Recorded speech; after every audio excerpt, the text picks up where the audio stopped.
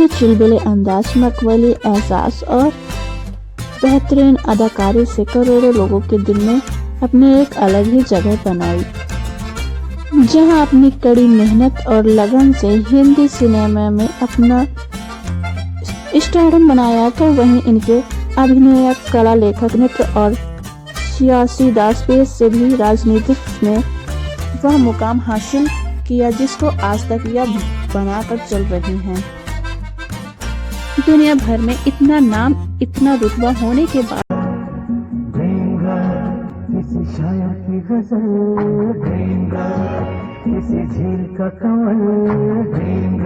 इस अभिनेत्री की जिंदगी में ऐसा क्या हुआ था कि इनको आधी फिल्म की शूटिंग पूरी करने के बाद फिल्म निर्माता ने फिल्म के सेट से जलील करके निकाल दिया।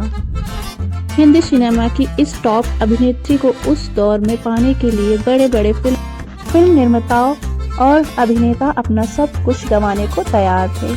वो वही इस अभिनेत्री ने तेरे चेहरे में वो जादू है,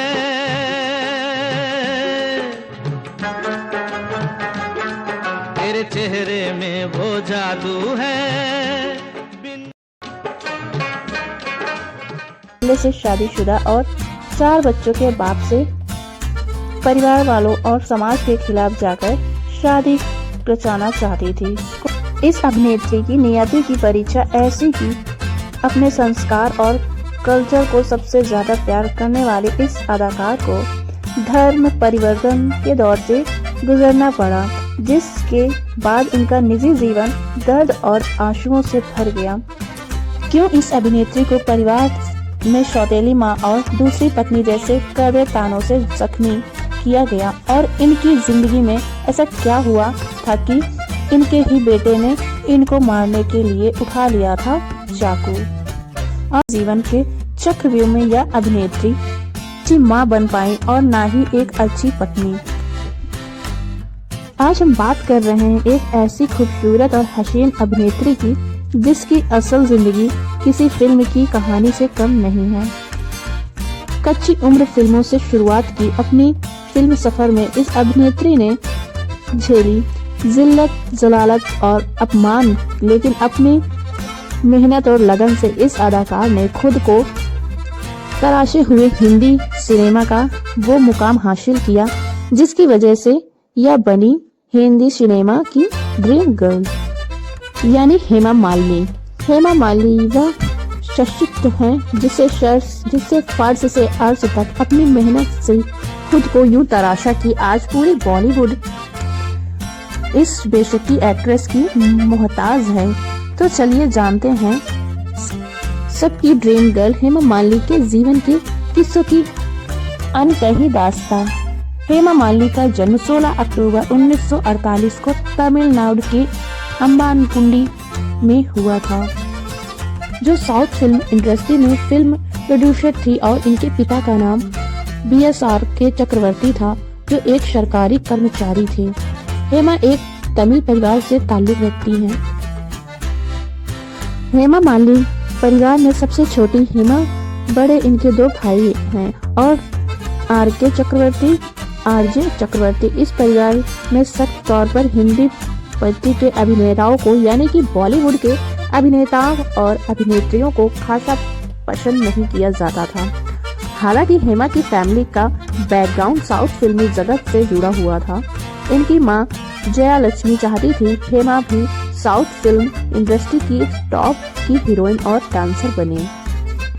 हेमा मालिनी के पिता उन दिनों दिल्ली में सरकारी नौकरी कर रहे थे, तो हेमा की पढ़ाई दिल्ली के Tamil education senior secondary school से पूरी हुई। हेमा की मां इनको एक बेहतरीन डांसर बनाना चाहती थी, इसीलिए इन्होंने अपने पति से दिल्ली से चेन्नई ट्रांसफर लेने को कहा। कुछ समय बाद ऐसा ही हुआ और पूरा परिवार दिल्ली से चेन्नई शिफ्ट हो गया, और इस सब के बीच हेमा मालिनी की 12वीं की पढ़ाई बीच में ही रह गई और यह 12वीं पास नहीं कर पाई। चेन्नई में इनकी मां ने हेमा को कई बड़े बड़े गुरुओं से भरतनाट्यम और कुचिपुड़ी डांस की तालीम दिलवाई, जिसका नतीजा ये हुआ कि हेमा मालिनी भरतनाट्यम में परिपक्व डांसर बन गई। जिसके बाद हेमा की और उनकी मां की मेहनत रंग लाई और हेमा को 1963 में पहली बार हेमा को तमिल फिल्म धू साथिया में ब्रेक मिला।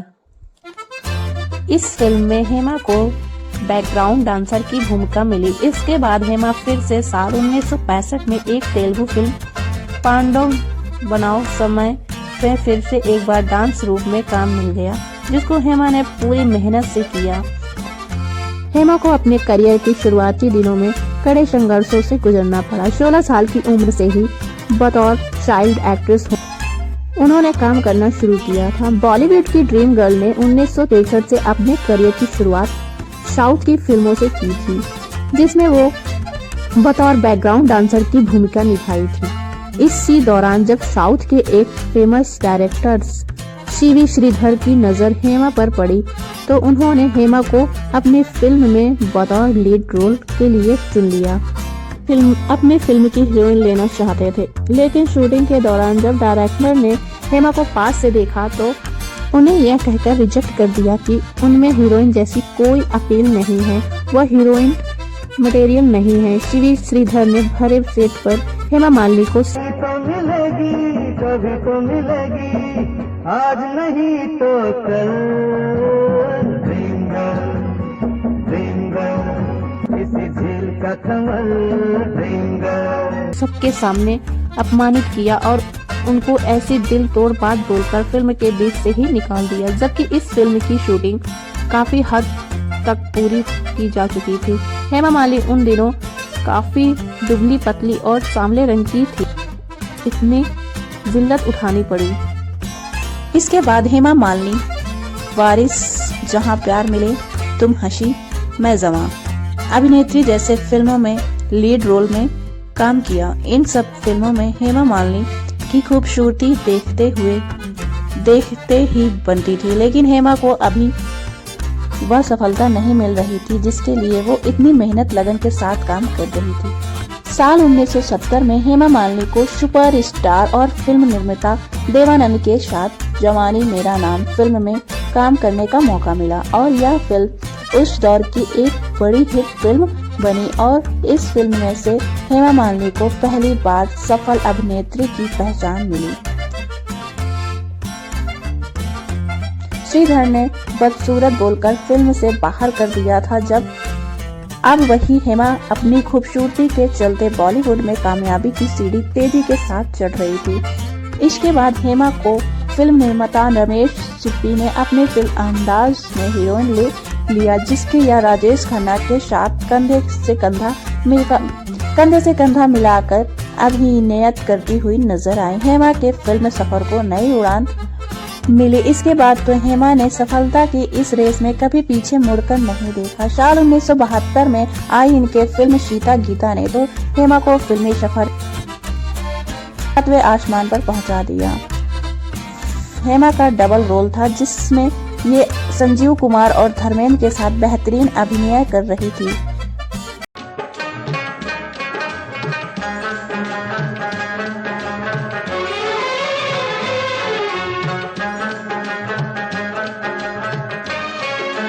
मालिनी के फिल्मी सफर को बनाने में इनकी मां ने काफी मेहनत की थी। वहीं हेमा के लिए फिल्म का चयन करती थी। हेमा को अपनी मां का पूरा साथ मिला। हेमा कड़ी मेहनत कर रही थी और हिंदी सिनेमा को वो राजा रजानी, हाथ की सफाई, पत्थर और पायल, प्रतिज्ञा, शोले, चेरिश, महबूबा, ड्रीम गर्ल, त्रिशूल, the burning train,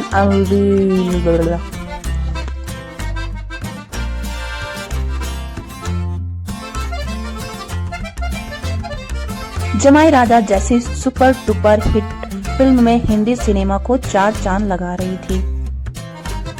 Hema Malini उस दौर के बड़े बड़े अभिनेताओं के साथ काम करने वाली एक्ट्रेस बन गई थी।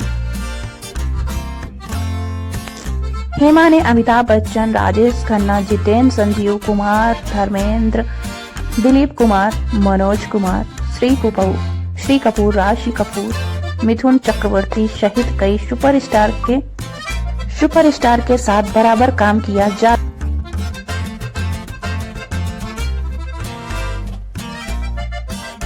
हेमा 70 के दशक लेकर 90 के दशक तक एक टॉप अभिनेत्री की तरह काम कर रही। समय गुजरा और अब हेमा समय के अनुसार फिल्मों में गंभीर और माँ के जैसे किरदार से सजी फिल्मों को करना शुरू कर दिया, जिसमें उन्होंने बागबान, बाबुल जैसी हिट फिल्मों दे रही, लेकिन बॉलीवुड में अपनी मौजूदगी फिर से दर्ज कराई। हेमा ने 200 फिल्मों में काम किया और टॉप अभिनेत्री के पायदान पर विराजमान रही। हिंदी सिनेमा में उनके शानदार बेहतरीन अभिनय और अमूल्य समय देने के लिए उनको फिल्म फेयर के लाइफ टाइम अचीवमेंट सम्मान से नवाजा गया। हेमा मालिनी ने अपने फिल्म सफर के दौरान फिल्म निर्देशक के क्षेत्र में अपनी किस्मत को आजमाया था और इनकी देखरेख में फिल्म दिल आशना है जैसी फिल्म बनी थी, जिसमें इन्होंने आज के सुपरस्टार शाहरुख खान को ब्रेक दिया था। दिल आशना है जिस हेमा मालिनी ने फिल्म के अलावा टीवी शो में भी नजर आई। हेमा मालिनी का हिंदी सिनेमा का शानदार जबरदस्त सफर। आइए बात करते हैं हेमा मालिनी की निजी जिंदगी की, जो किसी फिल्म की कहानी से कम नहीं रही। हेमा मालिनी की खूबसूरती के चर्चे बॉलीवुड में जोरों शोरों से थे। बड़े स्टार अपना सब कुछ गंवाने को तैयार थे हेमा मालिनी के पीछे, तो ऐसे में सबसे पहले के इश्क की शुरुआती हुई फिल्म जगत के सबसे सुपरस्टार राजकुमार राव।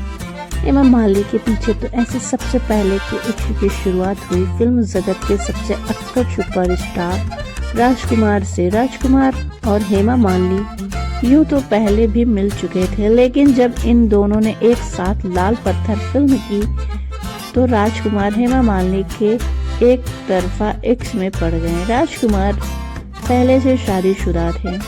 इसके बावजूद राजकुमार ने हेमा मालिनी से शादी की इच्छा जताई, लेकिन हेमा मालिनी ने राजकुमार के इस ऑफर को ठुकरा दिया, जिसके बाद यह बात इन दोनों के बीच यहीं पर खत्म हो गई।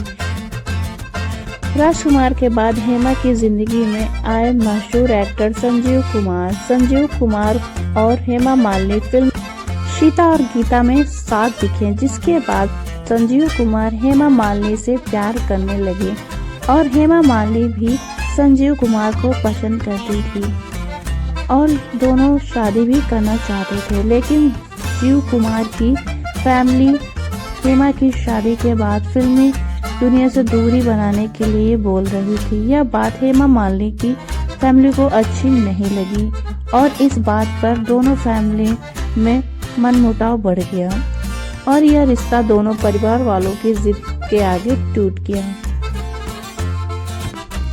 जिस तेजी के साथ हेमा का करियर दिन पर दिन बुलंदियों को चूम रहा था, उतनी ही तेजी से एक नया तूफान उनके जीवन में दस्तक देने को आ रहा था और उस तूफान का नाम था धर्मेंद्र। काम के दौरान धर्मेंद्र की हेमा से पहली मुलाकात 1970 में आई फिल्म तुम हंसी मैं जवां के सेट पर हुई थी। तब धर्मेंद्र हेमा को पहली बार देखते ही रह गए और देखते ही देखते उन्हें अपना दिल दे बैठे थे। हालांकि उस वक्त धर्मेंद्र शादीशुदा थे, जिसकी वजह से हेमा ने उनसे कम दिलचस्पी दिखाई थी, लेकिन किस्मत को यह मंजूर न था। साथ काम करते करते एक समय ऐसा भी आया जब हेमा भी धर्मेंद्र पर अपना दिल हार बैठी और आखिरकार प्रतिज्ञा फिल्म की शूटिंग के दौरान हेमा का दिल भी धर्मेंद्र के लिए धड़कने लगा। लेकिन दोनों के प्यार की राह इतनी आसान न थी। एक और जहां दो दिल मिलने को बेताब हो रहे थे, तो वहीं हेमा का परिवार और धर्मेंद्र की पहली पत्नी ने इस रिश्ते का विरोध करना शुरू कर दिया। हालात तो यहाँ तक आ पड़े कि धर्मेंद्र ने हेमा के पिता पर एक बार हाथ तक उठा दिया था और इस वजह से हेमा के पिता नहीं चाहते थे कि हेमा उनसे कोई भी संबंध रखे। इसके बाद धर्मेंद्र ने उनसे चुप कर मिलने की कोशिश की भी निकालनी शुरू कर दी थी। धर्मेंद्र हेमा से प्यार में यूं पागल थे कि उन्हें हेमा का किसी भी कोई एक्टर से मिलना या साथ में तस्वीर लेना तक मंजूर न था। लेकिन रूठते मनाते हेमा का प्यार भी धीरे धीरे परवान चढ़ा और दोनों ने शादी करने का फैसला किया। लेकिन दोनों के लिए शादी का फैसला लेना इतना आसान नहीं था। धर्मेंद्र के शादीशुदा होने की वजह से हेमा के परिवार वाले पहले से ही हेमा से नाराज थे, तो वहीं दूसरी तरफ धर्मेंद्र की पहली पत्नी प्रकाश कौर ने भी उन्हें तलाक देने से साफ इनकार कर दिया था। बस फिर क्या था, धर्मेंद्र अपने प्यार को परवान चढ़ाने के लिए किसी भी हद तक जाने को तैयार थे। इसका नतीजा ये हुआ कि दोनों ने अपना धर्म बदलकर इस्लाम धर्म अपना लिया।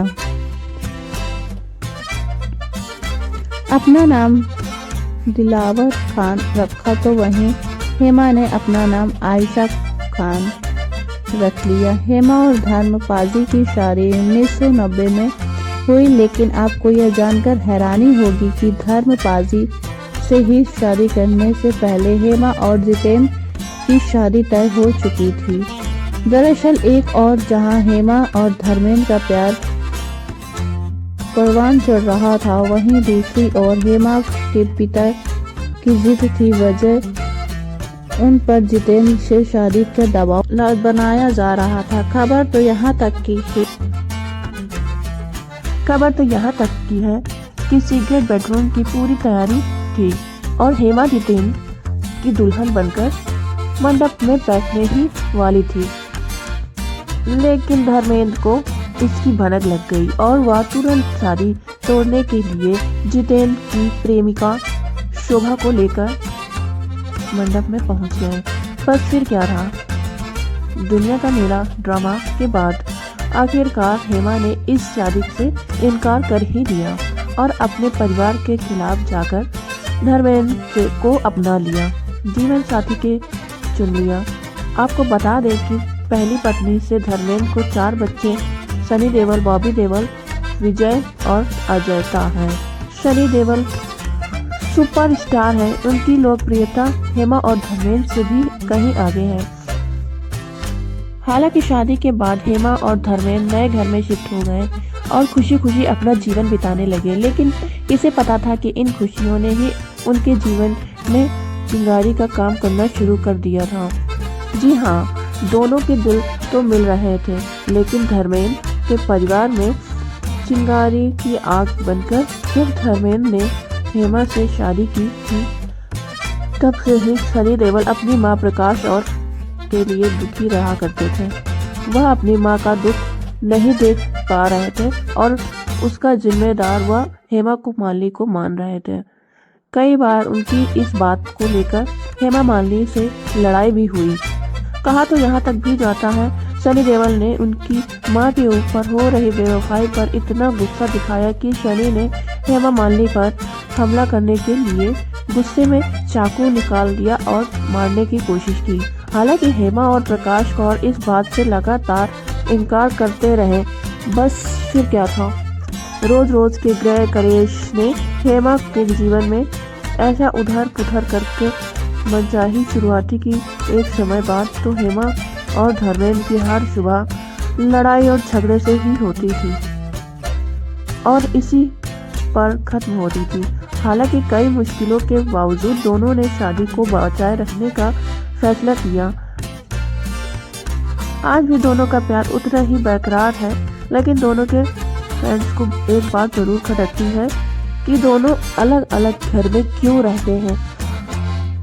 हालांकि इसका खुलासा खुद हेमा ने किया था और कहा था कि ऐसा जीवन में कोई नहीं चाहता, हर कोई चाहता है कि परिवार के साथ रहे, लेकिन जो नियति को मंजूर हो उसके आगे किसी का नहीं सिक्का चलता।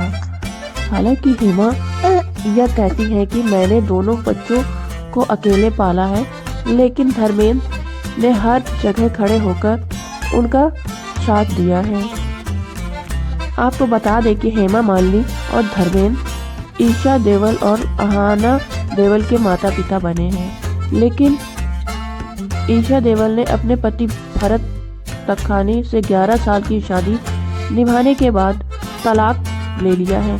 हालांकि धर्मेंद्र की दोनों बीवियों का आमना सामना अभी तक नहीं हुआ है, लेकिन गदर 2 के फिल्म के दौरान ईशा देओल, सनी देओल और बॉबी देओल की एक साथ तस्वीरों ने फैंस को खुश कर दिया। हालांकि सनी देओल के बेटे करण देओल की शादी में हेमा के परिवार से कोई भी नहीं पहुंचा था। बताया जाता है कि सनी देओल ने हेमा मालिनी को अपने बेटे की शादी में निमंत्रण ही नहीं भेजा था। वो आज भी हेमा मालिनी को अपनी मां नहीं मानते हैं और उनसे कोई भी वास्ता नहीं रखते हैं। हेमा और धर्मेंद्र एक साथ तो हैं, लेकिन दोनों की राहें अलग अलग हैं। हालांकि हेमा मालिनी ने 1998 में राजनीति की दुनिया में कदम रख दिया था। तब हेमा राजनीति की भाषा कम बोलना जानती थी, लेकिन समय बीतते बीतते हेमा राजनीति के दांव पेच कुछ यूं सीखी कि आज उत्तर प्रदेश मथुरा लोकसभा सीट से 2 बार सांसद रहने के बाद तीसरा बार भी उम्मीद बनाई है। तीसरी बार मथुरा से लड़ने के लिए टिकट दिया है। ड्रीम गर्ल से पॉलिटेक्निक के लिए आसान नहीं था, लेकिन यह हेमा मालिनी का हुनर ही था कि जीवन में लिखे कठिन रास्तों को, पन्नों की परीक्षा को हेमा ने बड़ी ही सादगी से पास कर लिया और आज यह चेहरा हर दिलों के अजीब में बस गया है। दोस्तों, ये था हम सबकी ड्रीम गर्ल हेमा मालिनी के ऊपर बनाया गया पूरा शो, जिसमें हमने हेमा के जीवन को आपसे पूरी तरह से रूबरू कराया कोशिश की है। आपको हेमा मालिनी की स्टोरी कैसी लगी कमेंट में जरूर बताइए। अगर आप मेरे चैनल पर पहली बार आए हैं तो चैनल को सब्सक्राइब करें। Bye bye.